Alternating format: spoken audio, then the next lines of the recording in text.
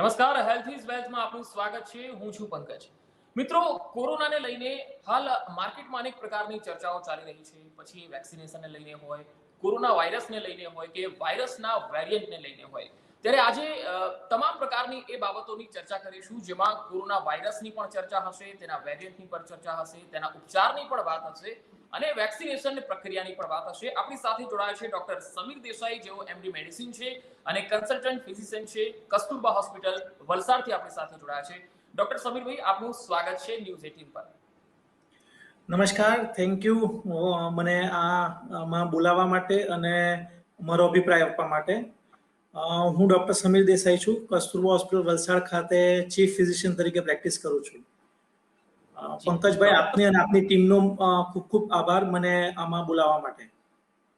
જી બિલકુલ. ડોક્ટર સમીર, સૌથી પહેલા તો એ જાણવું છે કે કોરોના જ્યારથી આવ્યો છે ત્યારથી લઈને પહેલો વેવ અને બીજો વેવ આ દુનિયાએ જોયો છે, ભારતે પણ જોયો છે. પણ હવે એવી ચર્ચા ચાલી રહી છે કે ઓગસ્ટના એન્ડમાં અથવા તો સપ્ટેમ્બરમાં ત્રીજી વેવ આવશે. આપના મતે ત્રીજી વેવ આવે એવી શક્યતા કેટલી? જો ત્રીજી વેવ ચોક્કસ આવવાની શક્યતા તો ખરી, કારણ કે કોરોના વાયરસ જતો નથી રહેવાનો, એ આપણી વચ્ચે જ રહેવાનો છે. એટલે જ્યાં સુધી આપણા બધામાં હર્ડ ઇમ્યુનિટી નહીં આવે ત્યાં સુધી એ ત્રીજી વેવ આવવાની ચોક્કસ શક્યતા ખરી. પણ આપણે જો સતર્કતા રાખીએ, માસ્ક પહેરીએ, સોશિયલ ડિસ્ટન્સિંગનું પાલન કરીએ અને બધા જેટલા લોકો વધારે બની શકે એટલું વેક્સિનેશન લઈ લે. હા, ચોક્કસ આટલા ઓગસ્ટ એન્ડ સુધીમાં આખા ગુજરાતને વેક્સિનેશન કરવું શક્ય નહીં બને, પણ જેટલાને બી મળે એટલા લઈ લે તો ચોક્કસ ત્રીજો વેવ આવતા આપણે ટાળી નહીં શકીએ, પણ એની ગંભીરતા અને એ સેકન્ડ વેવ જેટલો જીવલેણ નહીં હોય એના માટે ચોક્કસ આપણે પ્રયાસો કરી શકીએ. બિલકુલ. ડોક્ટર સમીર, પણ એ ખાસ જાણવું છે કે આપણે જ્યારે પહેલા વેવની અંદર જોયું કે કોરોના વાયરસના જે કોમન લક્ષણો હતા, જે વ્યક્તિ ઇન્ફેક્ટ થાય છે એનાથી, તો એમાં શરદી, ખાંસી, ગળાનું ઇન્ફેક્શન થાય, તાવ આવે, માથું દુખે, આ લક્ષણો કોમન હતા, જે બધા જ જાણે છે. પણ હવે જ્યારે નવા વેરિયન્ટની વાત થઈ રહી છે ત્યારે એ પહેલા વેવમાં જે લક્ષણો હતા એ અને નવા વેરિયન્ટથી જો કોરોના આવે તો એમાં એ જ લક્ષણો હોય છે કે એનાથી કોઈ અલગ લક્ષણો પણ એ નવા વેરિયન્ટમાં દેખાય છે? નવા લક્ષણો જોવા મળતા હતા કે સેકન્ડ વેવમાં ઘણા પેશન્ટ ડાયરિયા વોમિટિંગ સાથે આવતા હતા. બીજું, ઘણા દર્દી ડાયરેક્ટ શ્વાસ ચડવાની તકલીફ સાથે આવતા હતા. એટલે નવા લક્ષણો હતા, પણ જૂના લક્ષણો પણ જોડે રહેતા જ હતા. એટલે એવું નહીં હતું કે જૂના લક્ષણો નીકળી ગયા હતા. પણ આ જે સેકન્ડ વેવમાં જે છે તે ડાયરિયા વોમિટિંગ છે, શ્વાસની તકલીફ છે, એવા કેસીસ પણ જોવા મળ્યા હતા. અને બીજું, સેકન્ડ વેવમાં જે અમે ઓબ્ઝર્વ કર્યું કે ફર્સ્ટ વેવમાં જુવાનો સ્પેર કરવામાં આવ્યા હતા. એટલે કે વાયરસે જુવાન 50 વર્ષના લોકોને નીચેનાને એટલો અફેક્ટ નહોતો કર્યો. હોસ્પિટલાઇઝેશન એવા લોકોને જરૂર ઓછી પડી હતી. જ્યારે સેકન્ડ વેવમાં યંગને પણ આઈસીયુમાં રાખવા પડ્યા હતા. ઇવન આપણે મેલ ફિમેલની વાત કરીએ તો ઇવન ફર્સ્ટ વેવમાં મેલ વર અફેક્ટેડ મોર, જ્યારે સેકન્ડ વેવમાં બંને પુરુષો અને સ્ત્રીઓ ઇક્વલી અફેક્ટ થયા હતા. એટલે વાયરસ ચોક્કસ મ્યુટેટ થયો હતો અને વધારે જીવલેણ બન્યો હતો. એને એની પ્રતિક્રિયા બદલી હતી કે ફર્સ્ટ વેવમાં જે જુવાનોને અફેક્ટ નહોતું કરતું, સ્ત્રીઓને ઓછું અફેક્ટ કરતું હતું, તે સેકન્ડ વેવમાં એવું જોવા નહોતું મળ્યું. એટલે સેકન્ડ વેવમાં જુવાન સ્ત્રીઓ બધાને જ વેન્ટિલેટરની જરૂર પડી એવા પણ કિસ્સાઓ જોયા હતા. એટલે ચોક્કસ સેકન્ડ વેવ થોડો વધારે જીવલેણ ને ઘાતક હતો ફર્સ્ટ વેવ કરતા. બિલકુલ. બીજી ખાસ વાત એ છે કે કોરોનાના બંને વેવ જેમાં છે એમાં દર્દીને સૌથી વધારે જો એ વાયરસની અસર થતી હોય તો એક તો એજેડ વ્યક્તિ હોય અને એમાં ફેફસામાં જો વધારે ઇન્ફેક્શન થયું હોય તો એ વ્યક્તિના જીવ જવાના ચાન્સીસ પણ આપણે જોયા હતા. મારે ખાલી એ જાણવું છે કે ખાસ તો ફેફસાની અંદર જે ઇન્ફેક્શન કોરોના વાયરસના કારણે આવે તો શું એ ઇન્ફેક્શન એ દર્દીને હવે કાયમી રહેવાનું હોય છે કે એ દવાઓથી ધીરે ધીરે રિકવર પણ થઈ જતું હોય છે? બેઝિકલી આ કોરોના વાયરસ જે ફેફસામાં ઇન્ફેક્શન કરતું હતું તે જે નોર્મલ કેસીસમાં બીજા બધા વાયરસ કે બેક્ટેરિયામાં નિમોનિયા થાય, જ્યારે આ કોરોના વાયરસ ઇન્ફ્લામેશન કરતું હતું, એટલે સોજો કરે, ક્લોટિંગ કરતું હતું. એટલે એ ધીરે ધીરે ફાઇબ્રોસિસમાં કન્વર્ટ થવાના ચાન્સ રહે. હવે આ જે છે કે લાઈફ લોંગ પરસિસ કરી શકે કે નહીં, તો તેનું એવું છે કે જે ડિપેન્ડ્સ અપોન ધ ઇમ્યુનિટી. જુવાન હોય અને જેને ડાયાબિટીસ નહીં હોય તે લોકોને ધીરે ધીરે રિકવરી એવરેજ 3 મહિનામાં બધાને જ આ ફેફસાનું એટલે નોર્મલ કન્ડિશનમાં આવી જવાની શક્યતા થાય છે. પણ અમુક કેસીસ કે જે લોકોને વેન્ટિલેટર પર વધારે રહેવું પડ્યું હોય, ડાયાબિટીસ હોય, ઉંમરવાળાના હોય, તેને થોડુંક લંગમાં ફાઇબ્રોસિસ, જે મેડિકલ ભાષામાં ફાઇબ્રોસિસ કહેવાય, કે ઘા રહી જવાની શક્યતા રહી શકે. એટલે એવા દર્દીને એમની જે વર્કિંગ કેપેસિટી, ફંક્શનલ કેપેસિટી હોય, તે કોરોના પછી ઘટી જવાની શક્યતા રહી શકે. પણ આવા દર્દીઓ બહુ ઓછા હોય, જે લોકો બહુ લાંબા સમય મશીન પર રહેલા હોય, વેન્ટિલેટર પર રહેલા હોય, અને જેઓને ઉંમર ને ડાયાબિટીસ હોય. જુવાન વ્યક્તિ ધીરે ધીરે એવરેજ 3 મહિનામાં એ જે ફેફસામાં સોજો થયેલો હોય તેમાં હિલિંગ થઈ જતું હોય છે અને નોર્મલ કેપેસિટીમાં આવી જતું હોય છે. એટલે બહુ ઓછા કેસીસમાં લાઈફ લોંગ લંગ્સમાં ડેમેજ રહી જાય. હા, પણ એવી ચોક્કસ શક્યતાઓ રહી શકે. બિલકુલ, એટલે શક્યતાઓ તો ખરી. હવે નવા વેરિયન્ટની જ્યાં સુધી વાત છે ડોક્ટર સમીરજી, તો મારે એ ખાસ જાણવું છે કે નવા વેરિયન્ટથી તો લોકોમાં એક ભય છે કે આ તો બીજી વેવમાં જે વાયરસ હતો એના કરતાં પણ આ નવો વાયરસ જે છે વધારે ઘાતક છે. તો આપણી દ્રષ્ટિએ આ નવો વેરિયન્ટ જૂના વેરિયન્ટ કરતાં કેટલો ઘાતક છે, અને એનાથી જો બચવું હોય તો સામાન્ય વ્યક્તિએ શું કરવું જોઈએ? પોતાના જીવનની અંદર કેવા ફેરફારો, રોજિંદા જીવનમાં કેવા ફેરફારો લાવવા જોઈએ જેથી એનાથી બચી શકાય? જો મેં જેમ તમને ચર્ચા કરી કે સેકન્ડ વેવમાં પણ જે આપણે નવો વેરિયન્ટ હતો તે ફેફસામાં વધારે પ્રસરતો હતો, જુવાનોને વધારે ઇફેક્ટ કરતો હતો, અને ઓક્સિજનની જરૂરિયાત, જે એવરેજ અમારું જે હોસ્પિટલાઇઝેશન છે ફર્સ્ટ વેવમાં એવરેજ 5 થી 7 દિવસનું રહેતું હતું, એ જ હોસ્પિટલાઇઝેશન સેકન્ડ વેવમાં 9 થી 10 દિવસ રહેતું હતું. એટલે ઓક્સિજનની જરૂરિયાત દર્દીને સેકન્ડ વેરિયન્ટ જે છે, નવું વેરિયન્ટ છે, તેમાં વધારે સમય રહેતી હતી. એટલે હોસ્પિટલાઇઝેશન વધારે રહેતું હતું, ટર્નઓવર ઓછું થતું હતું, એના કારણે બેડની ક્રાઇસિસ થતી હતી. એટલે સેકન્ડ વેરિયન્ટ 100% ઘાતક હતો. પણ એ વસ્તુ પણ ચોક્કસ છે કે જે આપણી બેઝિક, જે આપણે 1.5 વર્ષથી ચર્ચા કરી રહ્યા છે, 6 ગજ કી દૂરી, માસ્ક, જે લોકો આનું પાલન કરે છે તે લોકોને 100% ઇન્ફેક્શનથી પ્રોટેક્શન મળતું છે. અને હવે તો વેક્સિન પણ આવી ગઈ છે. અમારું ઓબ્ઝર્વેશન છે, અમારી હોસ્પિટલમાં એવરેજ 18 પેશન્ટ વેન્ટિલેટર પર હતા સેકન્ડ વેવમાં. પણ હાર્ડલી મેં કોઈ પેશન્ટ જોયા હશે જેને 2 વેક્સિનના ડોઝ લીધા હોય ને તેને વેન્ટિલેટરની જરૂર પડી હોય.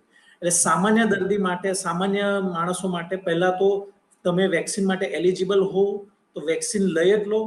2 ડોઝ પૂરા થઈ જાય તેને 100% પ્રોટેક્શન મળે. કોઈ પણ વેરિયન્ટ, અત્યારે જેટલા પણ સ્ટડીઝ આવ્યા, ઇવન ડેલ્ટા પ્લસ વેરિયન્ટ કહે છે, તેમાં પણ કોવિશિલ્ડ વેક્સિનથી પ્રોટેક્શન મળે જ છે, કોવેક્સિનથી બી પ્રોટેક્શન મળે જ છે. અને માસ્ક પહેરો તો નવો વેરિયન્ટ બી માસ્કથી પ્રોટેક્શન તો મળે જ છે. એટલે જે બેઝિક આપણું છે કે હાથ ધોવાના, 6 મીટરની ડિસ્ટન્સ, વેક્સિનેશન અને માસ્ક, આ બધાથી પ્રોટેક્શન મળે જ છે. અને બીજું કે રિલેક્સ રહેવાનું, કે અર્લી ટેસ્ટિંગ ને ડાયગ્નોસિસ થઈ જાય ને તો પ્રોટેક્શન એટલું ઘાતક નથી બનતું. એ જ હું કહેતો હતો કે અત્યારે અમારા સેકન્ડ વેવમાં પણ જે દર્દી ફર્સ્ટ ડે ડાયગ્નોસ થઈ જાય તાવના, તે લોકોને હોસ્પિટલાઇઝેશનની જરૂર ઓછી પડી. જરૂર પડી તો પણ તે લોકોની રિકવરી વહેલા આવી. એટલે આ તો મને દર વર્ષે થાય જ છે, એટલે ઇગ્નોર કરીને ઘરે નહીં બેસી રહેવાનું.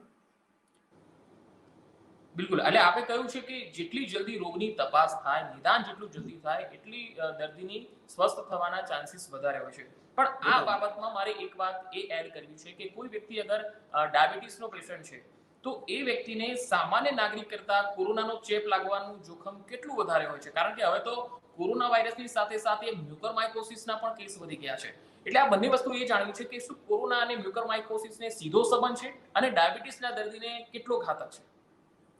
જો કોરોના વાયરસ સામાન્ય દર્દી કરતા ડાયાબિટીસ માટે વધારે ઘાતક છે, એ ચોક્કસ છે. પણ એનો અર્થ એવો નથી કે ઇન્ફેક્શન થવાના ચાન્સ, જો ડાયાબિટીસનું દર્દી વેક્સિન લીધી હોય ને માસ્ક પહેરે તો એને ઇન્ફેક્શન થવાના ચાન્સ સામાન્ય દર્દી કરતા વધારે નથી રહેતા. હા, પણ એક વખત ઇન્ફેક્શન થઈ ગયા પછી એ લોકોએ સતર્કતા વધારે રાખવી પડે.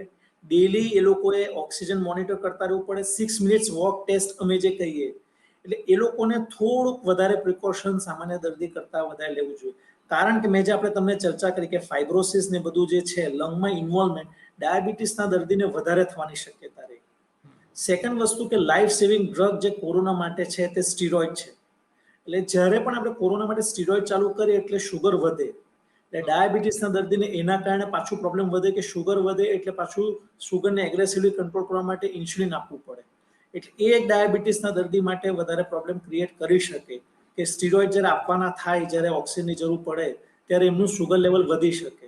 અને ફાઇબ્રોસિસ જે આપણે કહીએ લંગમાં, જે પાછળથી રહી જવાના ચાન્સ રહે, તે પણ ડાયાબિટીસના દર્દીને સામાન્ય દર્દી કરતાં વધારે થવાના ચાન્સ રહીને એ લોકોમાં હિલિંગ જે છે તે થોડું સ્લો રહે. એટલે ડાયાબિટીસ ચોક્કસ કોરોના વાયરસ ડાયાબિટીસ વાળાને થોડું ઘાતકી વધારે હોય છે. અને મ્યુકોરમાઇકોસિસની ચર્ચા કરીએ તો કોરોના વાયરસને સીધો સંપર્ક છે, પણ હજુ સુધી કોઈ ચોક્કસ થિયરી એ નથી થઈ કે આ દવાથી થાય છે કે ભાઈ એનાથી થાય છે.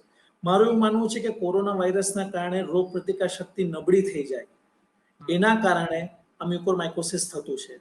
એટલે કોઈ દવા આપીએ કે જેમ એક સ્ટીરોઇડનું થિયરી આવી હતી કે સ્ટીરોઇડ વાપરીએ છીએ એટલા માટે મ્યુકોરમાઇકોસિસ થાય છે. પણ ઇવન આંધ્રપ્રદેશમાં વચ્ચે એક આઈસીયુનો સ્ટડી આવ્યો હતો કે 100 દર્દી હતા, તેમાંથી 47% પેશન્ટ એવા હતા કે જે લોકો દાખલ પણ નહોતા થયા, ઓક્સિજનની પણ જરૂર નથી પડી અને કોઈ સ્ટીરોઇડ નહોતું લીધું, તેવાને પણ, અને સેકન્ડ ડાયાબિટીસ નહીં હતું તેવાને પણ મ્યુકોરમાઇકોસિસ જોવા મળ્યું હતું. એટલે મારા ખ્યાલથી મ્યુકોરમાઇકોસિસ કોરોના વાયરસના ડાયરેક્ટ રિલેટેડ છે, અને એ જે રોગ પ્રતિકાર શક્તિ નબળી કરી નાખે છે તેના લીધે મ્યુકોરમાઇકોસિસ થાય છે. બિલકુલ. અને જે લોહીનું ક્લોટિંગ ફેફસામાં થાય, એ જ રીતે લોહીનું ક્લોટિંગ નાકમાં પણ થઈ શકે, સાઇનસીસમાં પણ થઈ શકે. અને એક પેલું કેવું છે કે એક મીડિયમ બને કે જ્યાં મ્યુકોરમાઇકોસિસ ઉત્પન્ન કરી શકે અને વધારે એગ્રેસિવલી બિહેવ કરે. બિલકુલ. હવે મહત્વની વાત એ છે કે ધારો કે કોઈ વ્યક્તિને કોરોનાનો ચેપ લાગ્યો છે, કોરોના વાયરસના લક્ષણો એની અંદર દેખાય છે, તો સૌથી પહેલા એ દર્દી યા તો એજેડ હશે તો એ સીટી સ્કેન પણ કરાવતો હોય છે, અને જો નોર્મલ વ્યક્તિ હશે, યુવાન હશે, તો એ સૌથી પહેલા આરટીપીસીઆર ટેસ્ટ કરાવે છે. ત્યારે એ રિપોર્ટની અંદર સીટી વેલ્યુ હોય છે અને વાયરલનો લોડ કેટલો છે એ બતાવે છે. તો મારે એ જાણવું છે કે સીટી વેલ્યુ અને વાયરલનો લોડ આ બંનેને સીધો કોઈ સંબંધ છે ખરો કે બંને અલગ અલગ વસ્તુ છે? મેં જોયું બંને અલગ અલગ વસ્તુ છે. વાયરલ લોડ વધારે હોવો એટલે જ્યારે પેશન્ટને વાયરસ નાકમાં કે ગળામાં વધારે હોય ત્યારે આરટીપીસીઆરના રિપોર્ટમાં સીટી વેલ્યુ આવે, એટલે તેના પરથી આપણને ખબર પડે કે આને વાયરલ લોડ વધારે છે. પણ વાયરલ લોડ વધારે હોય તેને જ સીટી વેલ્યુ વધારે આવે એવું નથી. એ દરેક માણસની રોગ પ્રતિકાર શક્તિ પર નિર્ભર કરે છે. એટલે કોઈને ઓછા વાયરલ લોડે પણ સીટી વેલ્યુ વધારે આવી શકે, કોઈને વધારે વાયરલ લોડે પણ દાખલ નહીં થવું પડે ને ઘરે જ સારા થઈ જાય ને એમની સીટી વેલ્યુ ઓછી આવે. એટલે આ બંનેને કોઈ રિલેશન નથી. હા, પણ ચોક્કસ જેનો વાયરલ લોડ વધારે હોય તેને ઇન્ફેક્શન, ઓબ્વિયસલી વાયરસ વધારે છે એટલે ફેફસામાં પણ વધારે ઇન્વોલ્વમેન્ટ થવાની શક્યતા ખરી, પણ થશે જ, એની સીટી વેલ્યુ વધારે આવશે જ એવું કોઈ એ નથી. દરેક માણસની જો રોગ પ્રતિકાર શક્તિ સારી હોય તો વાયરસ લોડ વધારે હોવા છતાં પણ લંગ્સ ઇન્વોલ્વમેન્ટ ઓછું હોઈ શકે. બિલકુલ. તજજ્ઞો એવું પણ કહે છે ડોક્ટર સાહેબ કે જે ત્રીજો વેવ આવશે એમાં બાળકોને કોરોના થવાના ચાન્સીસ વધારે છે, અને બાળકો માટે એ ઘાતક સાબિત થશે ત્રીજી વેવ, કારણ કે હજુ બાળકોની એવી કોઈ વેક્સિન બજારમાં પણ ઉપલબ્ધ નથી. તો આપની દ્રષ્ટિએ બાળકોને આ ત્રીજા વેવથી રોકવા હોય, ત્રીજા વેવની અસરથી રોકવા હોય તો શું કરવું જોઈએ? જો આમાં મિક્સ્ડ ઓપિનિયન છે. મારું એવું માનવું છે કે ત્રીજા વેવમાં બાળકોને વધારે અસર થશે એ હું માનતો નથી. આનું એક કારણ એવું છે કે આપણે લોકો એવું માનીએ છીએ કે બાળકો હજુ સુધી અફેક્ટ નથી થયા એટલે એ લોકો સ્પેડ પોપ્યુલેશન છે એટલે એ લોકો ત્રીજા વેવમાં અફેક્ટ થશે. પણ ખરેખર શું છે કે બાળકોને સેકન્ડ વેવમાં પણ અફેક્ટ થયા હતા, ફર્સ્ટ વેવમાં પણ અફેક્ટ થયા હતા, પણ નાના બાળકોને કોરોના વાયરસ એટલો અફેક્ટ નથી કરતો. મેક્સિમમ એ લોકોને એક દિવસ તાવ આવે, શરદી, જે રૂટીન એ લોકોને ફ્લૂ થાય તે જ રીતે થાય. એટલે મોટે ભાગેના બાળકોએ તપાસ કરાવ્યા જ નથી. એટલે આપણને એવું લાગે છે કે બાળકોને હજુ સુધી અફેક્ટ નથી થયું. અત્યારે બોમ્બેમાં એક સ્ટડી થયો હતો, તેમાં 50 to 70% childrens were affected. Already એ લોકોને એન્ટીબોડી ડેવલપ થઈ ગયા છે.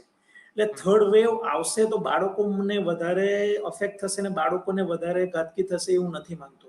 કોરોના વાયરસનું તમે આપણે હિસ્ટ્રી જોઈએ છેલ્લા 1-1.5 વર્ષથી, તો છોકરાઓનું એડમિશન મોર્ટાલિટી એકદમ નિગ્લિજિબલ છે. એટલે બાળકોનો માટે આમાં મને ગભરાવા જેવું લાગતું નથી. બિલકુલ.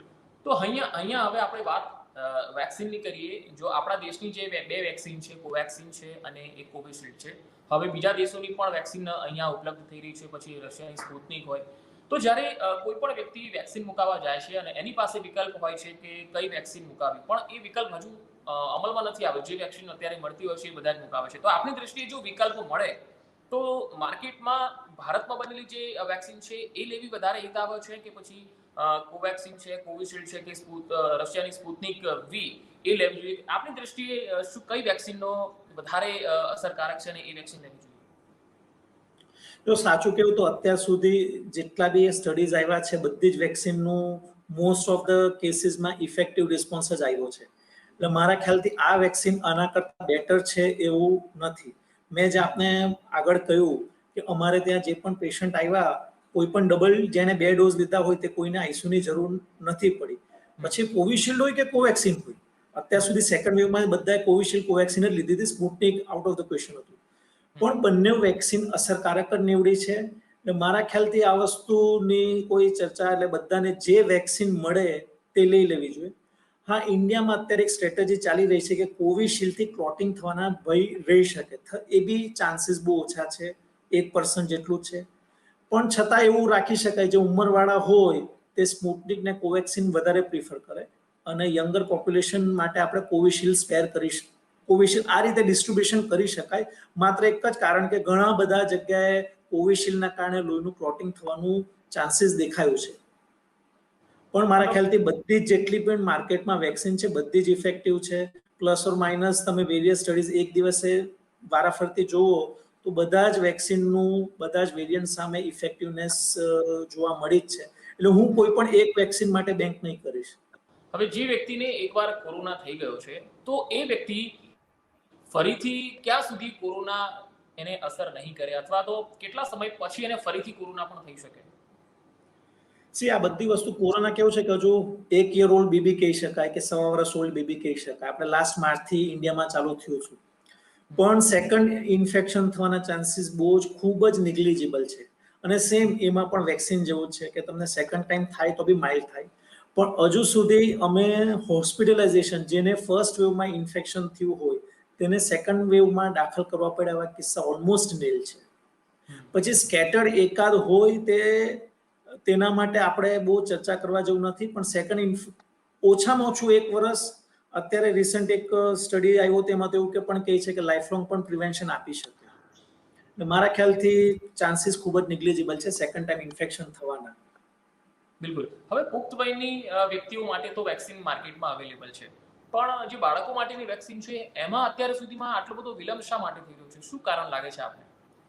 એમાં શું છે કે બાળકો એકદમ ફર્સ્ટ ઓફ ઓલ તો વેક્સિનનું આપણે તમે જુઓ તો કોરોના વાયરસ જે છે એના 2-3 કારણો છે કે કોરોના વાયરસ ઉંમરવાળાને વધારે અફેક્ટ કરે છે. એટલા માટે જ આપણે વેક્સિનેશન ડ્રાઈવ ચાલુ કરેલો ત્યારે પહેલા 60+ માટે રાખેલું, પછી 45+ માટે અને પછી 18 to 45 માટે.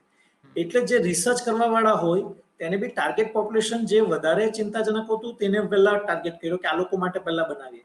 એટલે જે પણ રિસર્ચ થઈ ફર્સ્ટ યરમાં તે બાળકોમાં ઓછી થઈ. બીજું વસ્તુ કે બાળકોમાં કોઈ પણ પેરેન્ટ્સ વેક્સિન માટે આપણું જે સ્ટડી માટે આપણે લઈએ તે ઓછા તૈયાર થતા હોય છે. એટલે સ્ટડીઝ પણ પહેલા બધા એડલ્ટમાં આટલા લાર્જ સ્કેલ પર જોઈએ કે વેક્સિનની સાઈડ ઇફેક્ટ નથી થતી, પછી જે વેક્સિનનું રિસર્ચ જે છે તે બાળકો પર કરવામાં આવે. કારણ કે બાળકોને હજુ સુધી એટલું સિરિયસ ડિઝીઝ થતું જ નથી, તો એના માટે વેક્સિન માટે બહુ એગ્રેસિવ રહેવા માટે એટલે આમાં કેવો ટ્રાય જ હોય કે કયું પોપ્યુલેશન પહેલા અફેક્ટેડ છે તો તે લોકોને ટાર્ગેટ કરીએ, જે લીસ્ટ અફેક્ટેડ છે બાળકોને. અત્યારે જ રણદીપ ગુલેરિયા સાહેબે તમે એક એમનું જે હતું તેમાં કીધું હતું કે પ્રાઇમરી સ્કૂલ પહેલા ખોલવી જોઈએ. ધ રીઝન ઇઝ કે જેટલા બાળક નાના હોય તે લોકોને કોરોનાથી જીવલેણ બીમારી થવાની ચાન્સીસ બહુ જ ઓછી છે. એટલા માટે એ લોકો માટે વેક્સિન ધીરે ધીરે પણ એ પણ માર્કેટમાં આવી રહી છે. અત્યારે જ એમ્સમાં કદાચ સેકન્ડ ફેઝમાં 6 થી 12 વર્ષના માટે પણ કોવેક્સિનના ટ્રાયલ્સ ચાલુ થઈ ગયા છે. એટલે I think it's matter of time, within next 3 to 6 months બાળકો માટે પણ રસી આવી જશે. બિલકુલ. જ્યારે બાળકોની જ વાત ચાલી રહી છે ત્યારે મારે એ વસ્તુ પણ અમે એડ કરવી છે કે જે ગર્ભવતી મહિલાઓ છે અથવા સ્તનપાન કરાવતી જે મહિલાઓ છે, શું એમણે એ વેક્સિન મુકાવવી જોઈએ? અને જો રસી મુકાવવામાં આવે તો એનાથી સામાન્ય વ્યક્તિને કોઈ આડઅસર થાય, અને જો ગર્ભવતી મહિલા હોય તો એને મુકાવવી હોય તો કોઈ આડઅસર થાય ખરી? જો લેક્ટેટિંગ ને પ્રેગ્નન્ટ એટલે લેક્ટેટિંગ મધરની વાત કરીએ તો એ લોકોને તો કોઈ જ તકલીફ નથી થતી, એટલે એ લોકોએ તો ચોક્કસ વેક્સિન લઈ જ લેવી જોઈએ. ઇવન એટલે એમાં પણ કેવું છે કે સ્ટડીઝ પહેલા નતા થયા, હવે ગવર્મેન્ટે પણ લેક્ટેટિંગ મધર માટે છૂટ આપી દીધી છે કે એ લોકો પણ વેક્સિન લઈ શકે. અને અમારા એક્સપિરિયન્સ પ્રમાણે જેટલાએ પણ લીધી છે એ લોકોને કોઈને મુશ્કેલીઓ આવી નથી. અને આડઅસર થવાના ચાન્સીસ આ બીજી બધી રસીઓ જેવી જ છે. આગળ બી ફ્લૂની રસીઓ ચાલતી જ હતી. એટલે જે નોર્મલ તાવ ને શરીર દુખાવો ને એવું હોય તે જ થઈ શકે. પ્રેગ્નન્ટ લેડીને કે લેક્ટેટિંગ મધરને એમના બાળકોને આ રસીથી નુકસાન થવાનો ચાન્સીસ ઓલમોસ્ટ નીલ છે. એટલે એનાથી કોઈ ગભરાવાની જરૂર નથી. બિલકુલ ડોક્ટર સમીરજી, આપણે કોરોના વિશે ખૂબ વિસ્તારથી વાત કરી, વેક્સિનેશનને લઈને પણ ઘણી બધી ચર્ચા કરી. હવે છેલ્લો સવાલ એ પૂછવો છે કે જે દર્શક મિત્રો આજે જોઈ રહ્યા છે એમને કોરોનાના લગભગ તમામ સવાલોના જવાબ, જે મૂંઝવણ હશે એના જવાબ મળી ગયા હશે, પણ આપનું સૂચન દર્શક મિત્રોને શું છે? જો અગેન આપણો ફર્સ્ટ ટેગલાઇન જે કોવિડની 1.5 વર્ષ પહેલા ચાલુ કરી હતી તે જ હું કહીશ કે કોશન યસ બટ પેનિક નો. એટલે સાવચેતી જરૂર રાખવાની. ફર્સ્ટ ઓફ ઓલ તો જેને બંને વેક્સિનના ડોઝ લઈ લીધા હોય તે લોકોએ કે માસ્ક પહેરવું જરૂરી છે. માસ્ક નીકળી નથી ગયું, સોશિયલ ડિસ્ટન્સિંગ જરૂરી છે, અને વિના ગભરાયા વગર વેક્સિન લઈ લો. વેક્સિનથી કોઈ આડઅસર નથી થતી. કોરોનાથી જેટલી તકલીફ થાય તેના કરતાં વેક્સિનની તકલીફો ઘણી ઘણી ઓછી છે. ભૂતકાળમાં પણ વેક્સિનો પછી તાવને શરીર દુખાવા જોવા મળ્યું. એટલે વેક્સિનેશન એગ્રેસિવલી લો. અને એક વખત તમને ઇન્ફેક્શન થઈ જાય પછી પણ ગભરાવાની જરૂર નથી. કોરોનાનો મૃત્યુ દર બહુ જ ઓછો છે. કદાચ ઇન્ડિયામાં તો 1.5% જ ગણી શકાય. અને આનાથી પણ કદાચ જો અમુક કેસીસ એવા હોય કે જે લોકો ટેસ્ટિંગ કરાયું જ નથી.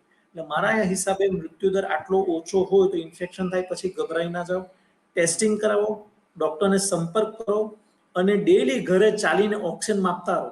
તમે 6 મિનિટ સેચ્યુરેશન વોક કરતા રહેશો તો તમે 24-48 કલાક પહેલા પિકઅપ કરી શકશો કે તમને લંગ્સમાં ઇન્વોલ્વમેન્ટ ચાલુ થઈ ગયું છે. અને તે તમે ટ્રીટમેન્ટ ચાલુ કરી દેશો તો તમે 100% સારા થઈ જશો. અમારું ઓબ્ઝર્વેશન છે કે જે લોકો બિંદાસ રહે છે તે લોકોને કોરોના નડતો નથી. ગભરાઈ જશો તો પછી કોરોના મુશ્કેલી કરે. એટલે caution yes but no panic. બિલકુલ બિલકુલ સાચી વાત કરી આપે કે કોરોનાથી ગભરાવાની જરૂર નથી. કોવિડ બિહેવિયર જે છે એનું જો ચુસ્તપણે પાલન કરવામાં આવે તો કોરોનાથી આપણે બચી શકીએ છીએ. ડોક્ટર સમીર દેસાઈ, આપ અમારી સાથે જોડાયા તે બદલ આપનો ખૂબ ખૂબ આભાર. હું પણ આપનો ખૂબ ખૂબ આભાર માનું છું આપની ટીમનો મને આમાં બોલાવવા માટે. ખૂબ ખૂબ આભાર ડોક્ટર સમીર દેસાઈ અમારી સાથે જોડાવા માટે. તો મિત્રો, આ હતા ડોક્ટર સમીર દેસાઈ કે જેમણે કોરોના વાયરસ, ત્રીજી વેવ, વેક્સિનેશન અને અલગ અલગ પ્રકારની જે રસી માર્કેટમાં મળી રહી છે તેને લઈને અને ઘણી બધી જે ગેરમાન્યતાઓ લોકોના મગજમાં છે એને દૂર કરવાનો ખૂબ સુંદર પ્રયત્ન કર્યો છે. હેલ્થ ઇઝ વેલ્થમાં અત્યારે આટલું જ. રજા આપશો. નમસ્કાર.